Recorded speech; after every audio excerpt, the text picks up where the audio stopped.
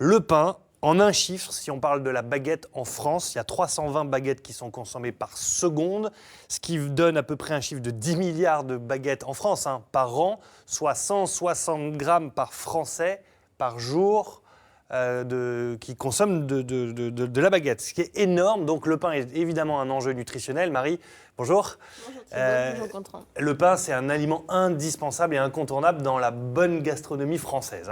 Tout à fait. C'est vrai que le pain est indispensable pour nous en tant que Français.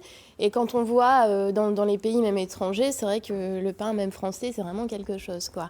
Donc le pain est riche, c'est un féculent, comme la base des pommes de terre, des pâtes. Donc c'est la base de notre alimentation. On doit manger principalement dans la journée la base de féculents. Donc le pain est indispensable, surtout sur notre petit déjeuner en général, le matin. Quels sont les bons pains et les mauvais pains? Vous nous en avez ramené quelques-uns. Plus c'est blanc, moins c'est bon. Dans la culture populaire, plus c'est blanc, moins c'est bon. Plus c'est noir, et ça veut dire complet, et plus c'est riche. Dans la culture française, on va dire que c'est vraiment la baguette. C'est vraiment une culture indispensable. Mais c'est vrai qu'en valeur nutritionnelle, plus le pain il est blanc, moins il est riche en farine complète et en fibres alimentaires. Donc moins c'est bon pour la santé. Donc c'est vrai que les fibres alimentaires ont un pouvoir sur le corps indispensable, autant sur l'aspect satiétogène, c'est-à-dire que ça coupe l'appétit et on a moins faim quand on en mange.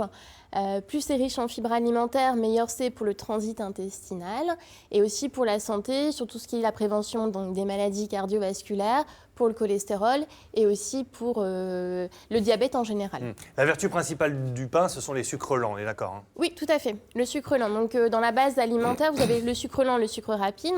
Donc, comme c'est fait avec de la farine, donc issue du blé, c'est un sucre lent. Donc, ça veut dire que ça va ralentir la digestion quand on en mange. D'accord. Donc ça, c'est voilà, on peut pas, quel que ce soit du pain blanc ou du pain complet ou du pain aux céréales.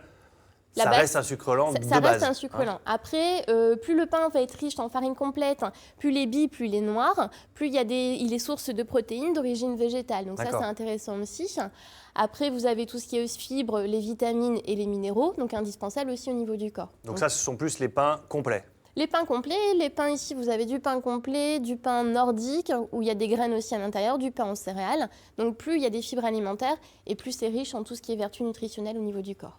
Alors, est-ce qu'il y a un pain qui se démarque d'un autre et qu'il faut privilégier dans l'alimentation entre le pain, évidemment, artisanal et traditionnel, et on va dire les imitations de pain, par exemple du pain complet qu'on peut trouver en grande surface, qui est effectivement très bon comme ça de prime abord. Est-ce qu'il est meilleur? Est-ce qu'il n'a pas plus de graisse, plus de sucre qu'un pain réalisé par le boulanger? Les pains qu'il faut favoriser, c'est les pains vraiment qui sont réalisés en boulangerie ou dans les rayons boulangerie au supermarché. Au supermarché, il y a quand même des boulangers qui fabriquent le pain, ça c'est bon.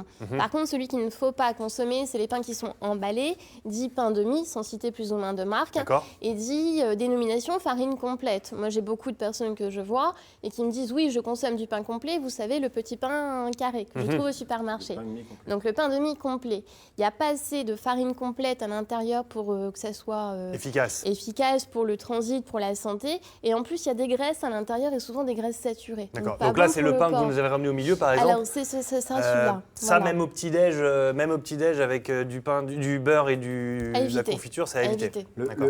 Ce pain de mie, souvent, on le toaste. Oui. Est-ce que le fait de toaster, et ça, je pose la question pour tous les pains, est-ce que c'est moins bon? Est-ce que ça fait perdre des qualités au pain? Est-ce que c'est mieux? Plus vous allez griller le pain, plus ça va passer en digestion. En fait, si vous prenez par exemple l'aspect des petites grillettines qui sont ici, en fait, les pains grillés, plus le pain il est cuit et recuit, d'où la dénomination bis, les biscottes, plus ça passe en digestion. Bis, ça veut dire double cuisson. Passer en digestion, ça veut dire que ça se digère plus facilement. Ça se digère beaucoup plus rapidement, en fait. Si vous prenez un pain qui est juste toasté comme ça, il va passer plus en digestion qu'un pain qui est non toasté, mais ça sera bon. Et la biscotte passera encore plus vite en digestion. D'accord. Donc c'est aussi des choses à prendre en considération pour le rassasiement, en fait. Donc pour un petit-déj, on va dire efficace, parce que c'est peut-être là qu'on consomme aussi le plus de pain, on privilégie soit le pain complet, soit le pain en céréales traditionnel. On évite quand même globalement les grandes surfaces. Tout à fait, parce que ça va être beaucoup plus riche en matières grasses et donc beaucoup plus calorique. Et plus ça va être riche en matières grasses, plus ça va passer en digestion. Donc l'intérêt de manger des pains spécifiques, c'est autant pour maintenir son poids, avoir un équilibre sur le cholestérol, sur le diabète aussi, parce que ça régule les glycémies, le taux de sucre dans le sang. d'accord, l'aspect des fibres alimentaires. Et puis après, derrière, c'est pour une question aussi de saveur, parce qu'il y a des goûts différents dans les pains complets, les pains céréales, etc. À partir de quel moment, sur un emballage de pain un peu plus industriel, il ne faut pas le consommer en termes de matière grasse, par exemple, sur les étiquettes? Il ne faudrait pas dépasser 3 à 4 grammes de matière grasse pour 100 grammes. Sachant que dans un pain, en général, il n'y a pas de matière grasse. Après, plus le pain est riche avec des petites graines, plus il peut avoir un peu de matière grasse, mais c'est normal parce que c'est dans les graines en général où il y a un petit peu de lipides quand même. D'accord.